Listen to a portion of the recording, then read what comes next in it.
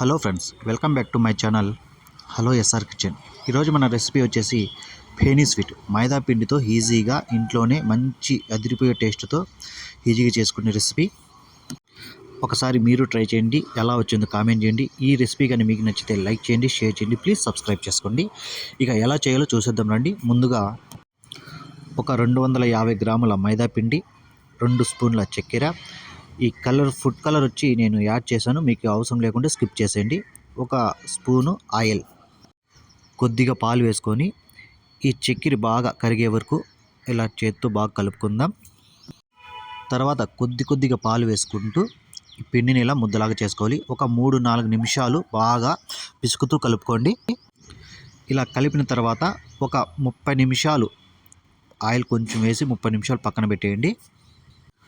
30 నిమిషాల తర్వాత ఇలా చిన్న ముద్దలుగా తీసుకోవాలి. ఇలా అన్నీ చిన్న ముద్దలుగా చేసి పెట్టుకోవాలి.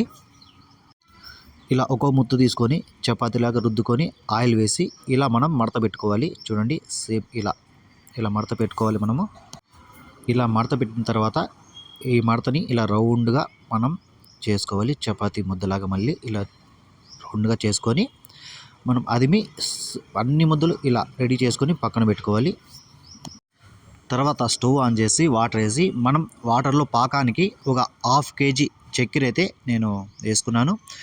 ఈ పాలు మనకి బాగా మరిగి బాగా పాకం పట్టేంత వరకు మనం దీన్ని హీట్ చేసుకోవాలి. ఇలా బాగా పాకం అయితే మరగాలి. మనకి బంకలాగా వచ్చేంత వరకు పాకం బాగా వేడి చేసుకోవాలి.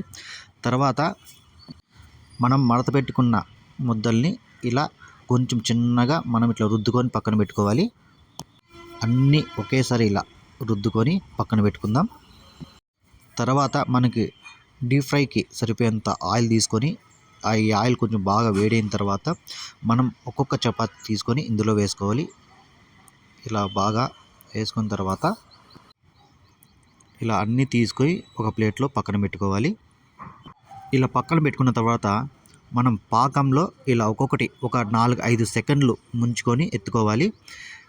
ఈ పాకం కూడా మనకి ఎక్కువ హీట్ ఉండకూడదు, ఎక్కువ చల్లారిపోకూడదు. చల్లారిపోతే మనకి పాకం పట్టదు. కొంచెం గోరువెచ్చగా వేడిగా ఉన్నప్పుడే మనం దీన్ని పాకంలో వేసుకొని పెట్టుకోవాలి. చూడండి, సూపర్ టేస్టీగా ఇలా అయితే మనకైతే అన్నీ రెడీ అయిపోయినాయి. ఈ పాకం కూడా ఒక 5 సెకండ్లు మాత్రమే పెట్టండి, ఎక్కువ పెట్టని అవసరం లేదు. మనకేమైనా పాకం మిగిలితే ఇలా పైన వేసుకోండి. ఇక మనకైతే ఈ పేనియా రెడీ అయిపోయింది. ఒకసారి ఈ రెసిపీ మీరు ట్రై చేయండి, ఎలా వచ్చిందో కామెంట్ చేయండి. Thank you.